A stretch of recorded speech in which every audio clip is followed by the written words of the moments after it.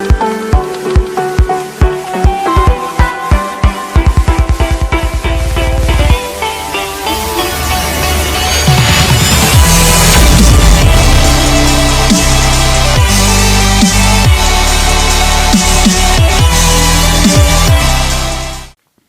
वालेकुम स्टूडेंट, कैसे हैं आप? उम्मीद है कि आप खैरियत से होंगे। आज के इस लेसन के अंदर हम कांट हेल्प स्ट्रक्चर को डिस्कस कर लेंगे। ये कहाँ इस्तेमाल होता है और हम क्यों इस्तेमाल करते हैं। वो तमाम व्यूअर्स जिन्होंने अभी तक चैनल सब्सक्राइब नहीं किया है, आप चैनल सब्सक्राइब करें ताकि हर नया लेक्चर आपको आसानी से मिल सके। तो आइए शुरू करते हैं। कांट हेल्प स्ट्रक्चर कहाँ इस्तेमाल होता है और क्यों इस्तेमाल होता है, पढ़ लेते हैं। Uses of can't help. अब प्रेजेंट में जब हम इसको इस्तेमाल करते हैं कांट हेल्प स्ट्रक्चर को, तो वो ऐसे जुमलों के लिए इस्तेमाल करते हैं जैसे कि हम कहते हैं कि रह नहीं सकता, जी नहीं सकता, ऐसे वाले जुमले जो होते हैं उसके लिए ये इस्तेमाल कर लेते हैं। इसका स्ट्रक्चर ऐसा होता है, देखें, सब्जेक्ट के बाद कांट हेल्प, फिर उसके बाद वर्ब की फोर्थ फॉर्म, फिर जाके ऑब्जेक्ट। ये हमेशा जहन में रखना है कि कांट हेल्प का स्ट्रक्चर जो है या कांट हेल्प के फौरन बाद जो भी वर्ब आएगा वो हमेशा फोर्थ फॉर्म में आ जाएगा। ठीक है, अब इसकी कुछ मिसालें देख लेते हैं। जैसे कि देखें, I can't help speaking English. इसका तर्जुमा क्या होगा, देखें, मैं इंग्लिश बोले बगैर रह नहीं सकता। ऐसे वाले जुमलों के लिए इस्तेमाल होता है कि देश के बगैर रह नहीं सकता या जी नहीं सकता। ऐसे वाले जब भी जुमले आते हैं तो इनका तर्जुमा हमेशा कांट हेल्प में होता है।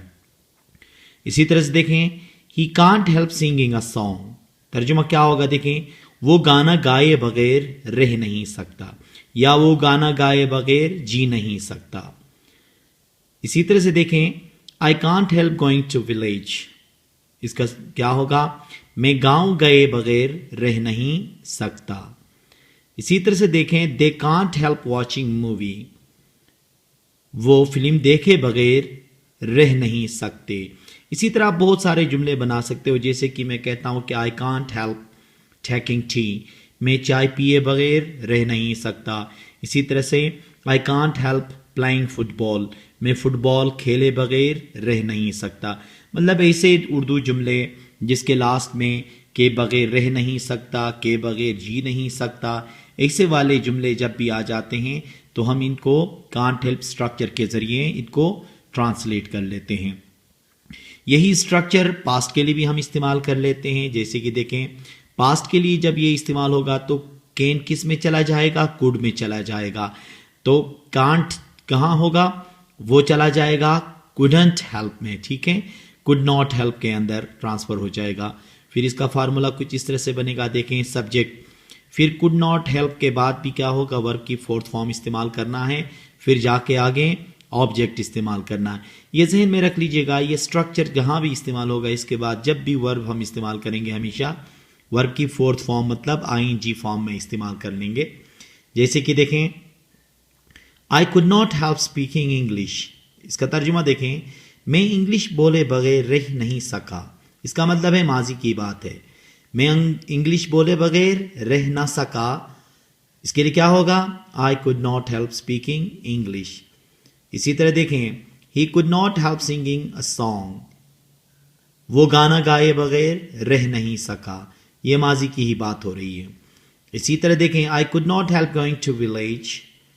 मैं गांव गए बगैर रह नहीं सका। इसका मतलब है कि मुझसे बर्दाश्त नहीं हुआ और मैं गांव गया। ठीक है, इसी तरह देखें, they could not help watching movie. वो फिल्म देखे बगैर रह नहीं सके। तो इसका मतलब यह है कि उन्होंने देख लिया। ये बर्दाश्त के सेंस में भी आता है। ठीक है, इसी तरह आप बहुत सारे जुमले बना सकते हो, जैसे कि आई could not help playing football yesterday. मैं कल फुटबॉल खेले बगैर रह नहीं सका। इसी तरह आप कहते हैं कि आई could not help eating sweets. मैं मिठाई खाए बगैर रह नहीं सका। आई could not help presenting presentation. मैं प्रेजेंटेशन दिए बगैर रह नहीं सका। अब ये सिर्फ आपने जहन में रखना है कि देखें, could not help, could not help, could not help या कुडंट हेल्प, इसके फौरन बाद जो भी वर्ब्स इस्तेमाल हुए हैं वो किस फॉर्म में इस्तेमाल हो गए हैं, ये fourth form of the verb में इस्तेमाल हुए हैं।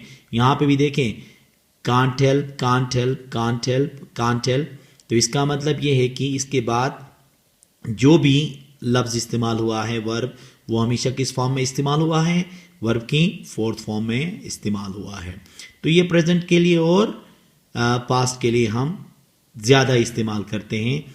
तो दिखने में तो ऐसा लगता है कि किसी मतलब टेंस का प्रेजेंट सिंपल या कुछ ऐसा नहीं है, बल्कि इसके अंदर क्या इस्तेमाल होता है, ये स्ट्रक्चर इस्तेमाल होता है। तो उम्मीद है कि आपको समझ में आया होगा आज का lecture. Thank you very much.